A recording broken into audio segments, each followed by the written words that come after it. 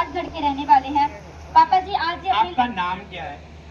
कहाँ के रहने वाले हैं? हनुमानगढ़। ऊंचा बोलो, क्या नाम है आपका? ममता। कहाँ के रहने वाले हैं? हनुमानगढ़। क्या टेस्टमनी? और पापा जी इनकी गवाही है कि पापा जी इनकी मैरिज 2016 में हुई थी। ये अपनी लाइफ में बहुत ज्यादा खुश थे और इन्होंने अपनी लाइफ में बेबी प्लानिंग के बारे में सोचा। ये बहन फर्स्ट बार प्रेग्नेंट हुए तो इनकी लड़की हुई, फिर भी पापा जी अपनी लाइफ में बहुत ज्यादा खुश थे। फिर ये बहन दूसरी बार प्रेग्नेंट हुए तो ऐसे करके इनके 4 लड़कियां हुई। उसके बाद ये बहन डिप्रेशन में चले गई क्योंकि इनके पास बेटा नहीं था। ये बहन हमेशा टेंशन में रहने लगे, हमेशा दुखी रहने लगे, डिप्रेशन में ही रहते थे। और पापा जी ये हस्बैंड वाइफ दोनों ने उम्मीद छोड़ दी थी कि हमारे बेटा होगा भी कि नहीं। इन्होंने ऐसे सोच लिया था कि हमारे बेटा अब होगा ही नहीं। और पापा जी हस्बैंड वाइफ इन दोनों में लड़ाई झगड़ा रहने लगा था। बहुत परेशान हो चुके थे, इनके घर वाले भी बहुत ज्यादा परेशान रहते थे। इनके पड़ोसी भी कहते थे इनके कभी भी बेटा नहीं होगा, बस ये लड़कियां ही होगी इनके। तो ये सुन के बहुत ज्यादा रोती थी, अपने आप को कोसती थी कि मैं कैसे हूँ, मेरे बेटा क्यों नहीं होता। और पापा जी जब ये 5वीं बार प्रेग्नेंट हुए और पापा जी इनको तब भी उम्मीद नहीं थी कि मेरे बेटा होगा भी कि नहीं।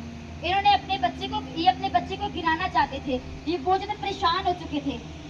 और पापा अपने बच्चे को क्यों गिराना चाहते थे आप?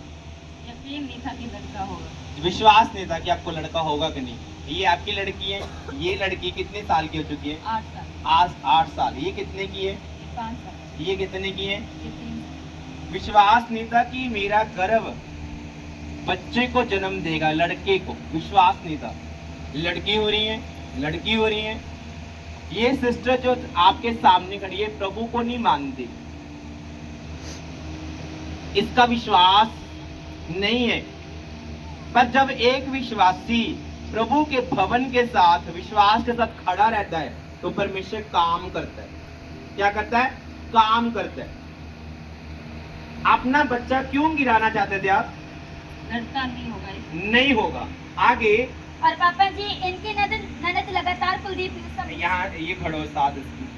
तो पापा जी इनकी ननद लगातार कुलदीप यूसुफ मिनिस्ट्री के साथ जुड़ी हुई थी।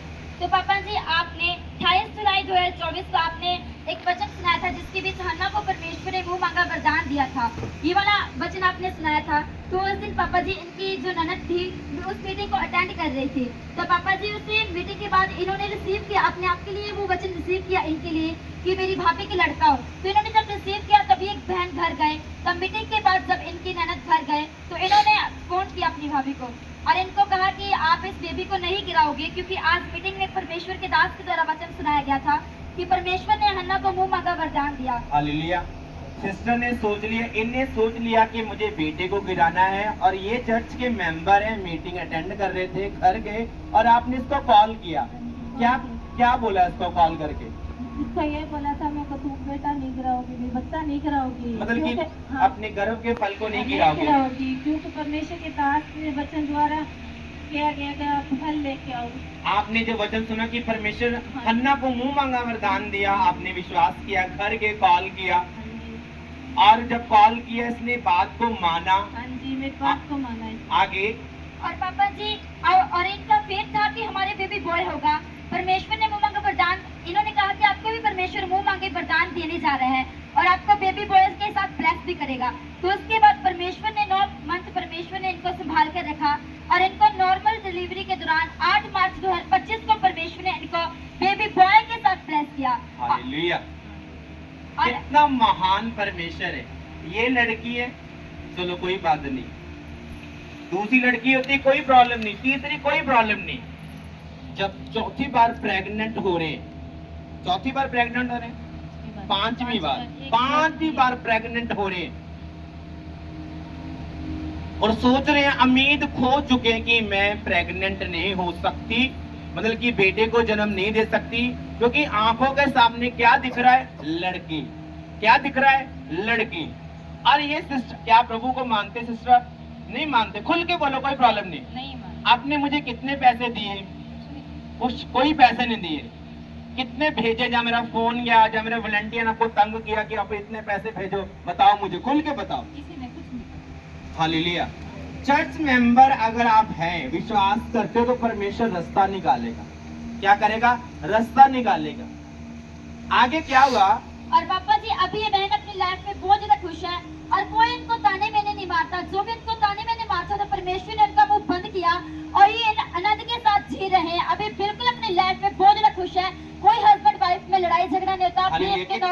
बाद बेटा हुआ? 8 साल। 8 साल। 8 साल के बाद जो मेडिसिन नहीं कर पाई, इलाज नहीं कर पाया, सोच नहीं कर पाई, एक प्रेयर, एक वचन कर पाए यीशु मसीह के सामर्थ्य नाम में। इतना महान परमेश्वर है। उम्मीद खो चुके हैं। जो सिस्टर अपने बच्चे को पाल रही है अंदर से, क्या कह रही है? मुझे गिराना है ये फल, क्योंकि मुझे लड़की होगी।